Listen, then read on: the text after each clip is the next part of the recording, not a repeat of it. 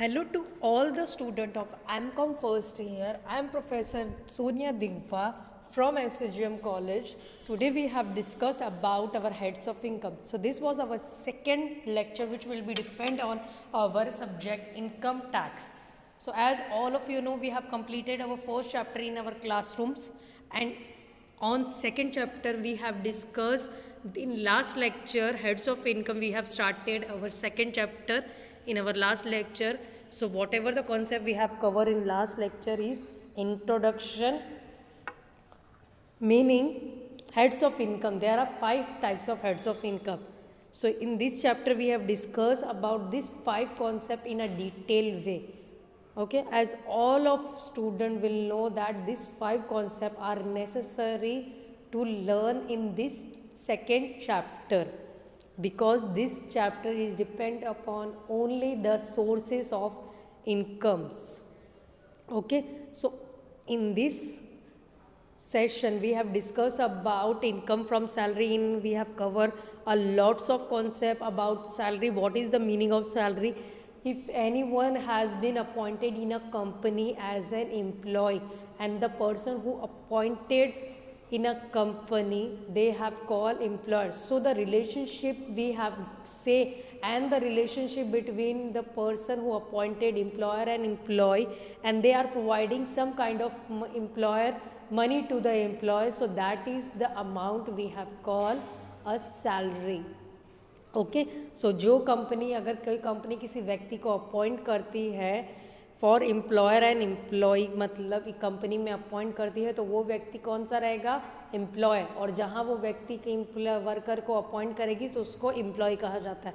तो उसको जो अमाउंट दिया जाता है उसके काम करने को, उसको सैलरी बेस कहा जाता है। So that is we call a salary. So in last lecture हम लोगों ने डिस्कस का सारे कॉन्सेप्ट को किया था कि क्या है सैलरी के अंतर्गत कौन कौन से आइटम इंक्लूड होते हैं। सैलरी के अलावा एक उसको फिक्स सैलरी के अलावा एम्प्लॉय को क्या क्या आइटम्स दिए जाते हैं, wages, pension, gratuity, fees, commission, prerequisites, allowances हो गए, एडवांस सैलरी हो गई, income from provident, leave encashments. तो ये सारी फैसिलिटीज़ थी जो कि एक व्यक्ति को, जो पर्टिकुलर एम्प्लॉयर एम्प्लॉय कंपनी के अंतर्गत काम करता है, उसको उसकी सैलरी के अलावा ये सारी चीज़ें, फैसिलिटीज़ कंपनी प्रोवाइड करती है अपने एम्प्लॉय को। सो ये हम लोगों ने लास्ट लेक्चर में डिस्कस किया था। And we have also discuss the main concept allowances. मैंने आप लोगों को, सब लोगों को हम लोगों ने रेगुलर लेक्चर्स में भी डिस्कस किया है। The meaning of allowances means the facility which can be provided by the company. Allowances means क्या है? फैसिलिटीज़ हैं जो कंपनी अपने स्टाफ को, एम्प्लॉय को प्रोवाइड करती है। तो अगर इनकम टैक्स में हम अलाउंसेस को देख रहे हैं तो अलाउंसेस 3 कैटेगरीज में डिवाइडेड हैं। They can be a taxable allowances, partly taxable allowances and non taxable allowances. Fully taxable allowances अगर देखेंगे, जिन पे टैक्स गवर्नमेंट लागू कर सकती है, अगर ये फैसिलिटीज़ अगर एम्प्लॉय को प्रोवाइड करी जा रही हैं, तो फुल्ली टैक्सेबल अलाउंसेस वो अलाउंसेस हैं जो गवर्नमेंट अपने स्टाफ को प्रोवाइड करेगी, और उसके कंपनी प्रोवाइड करेगी और उसके ऊपर गवर्नमेंट टैक्स चार्ज करेगी। एंड पार्शली टैक्सेबल अलाउंसेस वो अलाउंसेस है अगर कोई कंपनी अपने स्टाफ को घर रहने के लिए प्रोवाइड कर रही है, लाइक हाउस दे रही है, रहने के लिए घर दे रही है, special allowances, children allowances, hostel allowances दे रही है, कन्वीनियंस अलाउंसेस उन्हें रहने के लिए दे रही है, तो गवर्नमेंट, अगर कंपनी ने ये सारे अलाउंसेस पर्टिकुलर स्टाफ को प्रोवाइड करे हैं, पार्शली टैक्सेबल अलाउंसेस वो अलाउंसेस है, अगर कंपनी ये अलाउंसेस अपने स्टाफ को प्रोवाइड, एम्प्लॉय को प्रोवाइड करती है, तभी इन पर टैक्स लागू होगा, अदरवाइज टैक्स इन पे लागू नहीं होगा। अगर किसी कंपनी ने ये फैसिलिटीज़, अलाउंसेस प्रोवाइड नहीं करे तो उसको टैक्स लागू नहीं होगा। And non taxable, third category है non taxable allowances. Non taxable allowances कौन से अलाउंसेस हैं?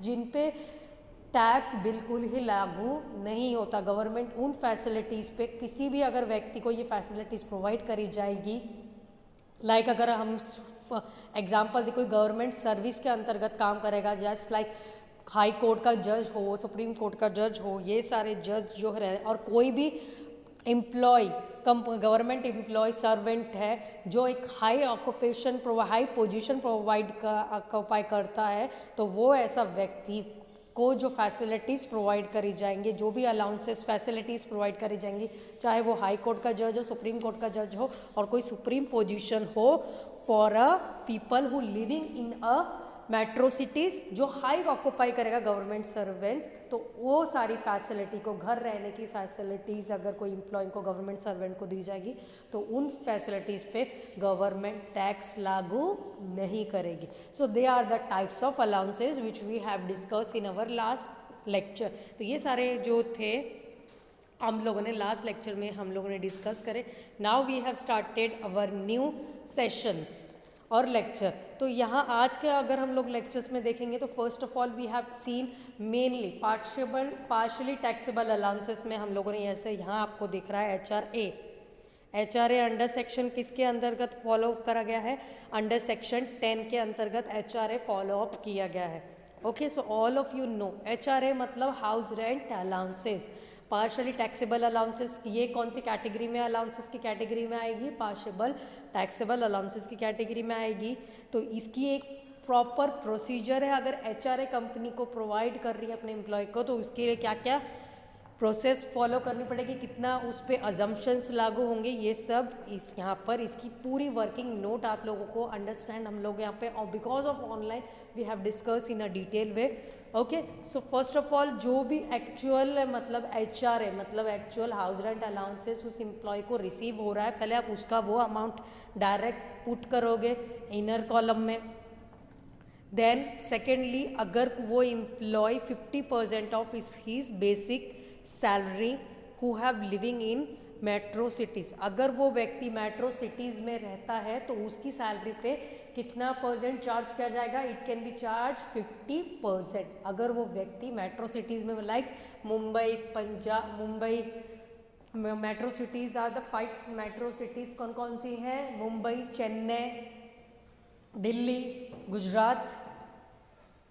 सो this are the metro cities. The person who have live, अगर किसी को जॉब मेट्रो सिटीज़ में प्रोवाइड दी करी जाती है और उसे house rent facility, house rent allowances की फैसिलिटी प्रोवाइड करी जाती है, तो वो अपनी पूरी सैलरी और डियरनेस अलाउंसेस पे कितना प्रतिशत पे करेगा, टोटली 50%. और अगर वो नॉन मेट्रो सिटीज़ में रह रहा है, मतलब कोई जो मेट्रो सिटीज़ नहीं है, जहाँ पे मेट्रो अवेलेबल नहीं है, तो ये सारी सिटीज़ में वो अपनी सैलरी पे कितना प्रतिशत पे करेगा, दे हैव टू पे 40%. ओके, सो वो सेकेंडली उसकी वो वैल्यू निकालने के बाद, आइडेंटिफाई करने के बाद वो उसका वैल्यू डाउन करेगा. देन थर्ड में उसको फॉलो अप क्या करना पड़ेगा, एचआरए में actual rent paid less than 10% of basic salary actual. Okay, so first of all उसे कितना, हमें पहला स्टेज जो था उसमें उसको क्या करना है कि इसको कितने अमाउंट में मतलब एचआरए रिसीव पर मंथ, ये कितना अमाउंट एचआरए गवर्नमेंट इसको कंपनी दे रही है. सेकंड में वो मेट्रो सिटीज़ में रह रहा है कि नहीं रह रहा, तो इसके बेसिस पे उसको 50% मेट्रो सिटीज़ में अगर वो उसका जॉब लोकेशन सिचुएटेड है तो उस वाइज में वो 50% अपनी बेसिक सैलरी और डियरनेस अलाउंसेस पे करेगा.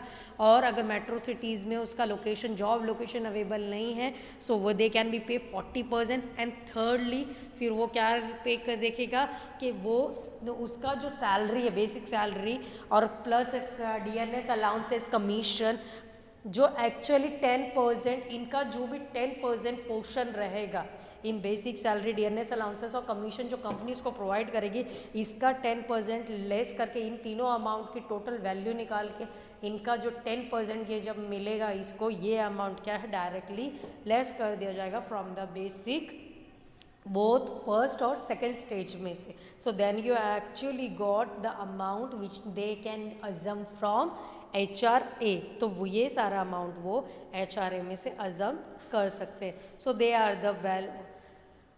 The value of a proper house rent allowances. तो इस तरीके से हाउस रेंट अलाउंसेस का प्रोसीजर है जो गवर्नमेंट ने अपने पर्टिकुलर जो एम्प्लॉय को अगर प्रोवाइड करा जाता है तो उसकी सैलरी में से इस तरीके से अजम्पशन अमाउंट लेस होगा. वेदर अगर गवर्नमेंट कोई भी यानी कि किसी भी एम्प्लॉय को प्रोवाइड करती है तो ये सारे प्रोसीजर उसको एम्प्लॉय को फॉलो अप करने पड़ेंगे. Then next the partly taxable allowances. Partly taxable allowances ही अभी हम डिस्कस कर रहे हैं। फुल्ली टैक्सेबल अलाउंसेस वो हैं जिनको पे गवर्नमेंट टैक्स लागू करेगी, तो आप लोगों को वो अलाउंसेस के बारे में इतनी डिफ़िकल्टी नहीं होनी चाहिए। लाइक टिफिन अलाउंसेस हो गया, ओवर टाइम अलाउंसेस हो गया, डियरनेस अलाउंसेस हो गए, और ये सारे अलाउंसेस पे क्या है, गवर्नमेंट टैक्स चार्ज कर रही है। और अभी हम डिस्कस जो कर रहे हैं अलाउंसेस, वो अलाउंसेस है जिन पे गवर्नमेंट टैक्स, अगर पर्टिकुलर स्टाफ को ये facility partially government company provide करती है, तो ये गवर्नमेंट इन पे टैक्स लागू, ये अजम्पशन लिमिट के बेसिस पे लागू करेगी। Okay, so children education allowances, अगर company children education allowances provide करती है तो उस पर अजम्पशन लिमिट कितनी जाएगी, 100 रुपीज़ पर चाइल्ड। अब तो मैक्सिमम कंपनी कितने बच्चों को प्रोवाइड कर सकती है ये फैसिलिटी, 2 बच्चों को, चिल्ड्रन को मैक्सिमम कंपनी प्रोवाइड कर सकती है। और उस पे पर्टिकुलरली गवर्नमेंट को वो अजम्पशन लिमिट, पर्टिकुलरली वो एम्प्लॉय कितना पे करेगा, दे हैव टू पे 100 रुपीज़ पर मंथ पर चाइल्ड। तो मतलब 2 अगर बच्चे हैं किसी पर्टिकुलर स्टाफ के और गवर्नमेंट और उसको कंपनी दोनों को एजुकेशन फैसिलिटी प्रोवाइड करती है चिल्ड्रन एजुकेशन अलाउंसेस के अंतर्गत, तो ऐसी फैसिलिटीज़ के ये स्टाफ फैसिलिटीज़ पे पर्टिकुलरली उसको मतलब गवर्नमेंट को कितना अजम्पशन अमाउंट पे करना पड़ेगा, गवर्नमेंट कितना चार्ज करेगी, they have charges 100 rupees per child और पर मंथ पे। Okay, then these are the children education facilities and also children hostel allowances। अगर स्टाफ को चिल्ड्रन हॉस्टल अलाउंसेस भी अगर कंपनी प्रोवाइड कर रही है तो मैक्सिमम उसकी चाइल्ड की लिमिट कितनी रहेगी, 2 चिल्ड्रन, एंड उसको अजम्पशन लिमिट कितनी पे करनी पड़ेगी पर चाइल्ड पे, दे have to pay 300 rupees per child. So they have to pay 300 rupees per child. Okay, children अगर गवर्नमेंट उनको हॉस्टल अलाउंसेस प्रोवाइड अप करती है तो। Then next, transport allowances. Transport allowances मतलब पर्टिकुलरली यहाँ पर ट्रांसपोर्ट अलाउंसेस का मुझे एक और ऐड करना था कंटेंट। अगर यहाँ पर यानी कि transport allowances we have discuss in later, any allowances we have discuss now. Okay, any allowances granted to the employ working in any transport. अगर ट्रांसपोर्ट अलाउंसेस को हम लोग फॉलो अप कर रहे हैं तो अगर कोई फिजिकली यानी कि फिट है तो they have to pay transport allowances to the company और to the government. Exemption limit 1600 रुपये पर मंथ वो भरेगा। अगर वो हैंडीकैप पर्सन है तो उसको ट्रांसपोर्ट फैसिलिटी कितनी एजम्पशन लिमिट प्रोवाइडेबल करी जाएगी, दे हैव टू पे 3200 rupees by the government assumption limit, they have to not to be charged. Okay, or any allowances to the working in a transport system, so they have to pay assumption limit 10,000 per month or 70% allowances which is ever lower. Okay, tribal area allowances पे भी वो 200 per month पे करेगा। Underground allowances अगर provide कर रही है दे have to पे 800 per month. Compensatory field area allowances to 2,600 per month, they have to pay. Compensatory modified field area allowances, they have to pay 1,000 per month. So these are the allowances, partially taxable allowances, which can be provided by the company if they want, if they doesn't want.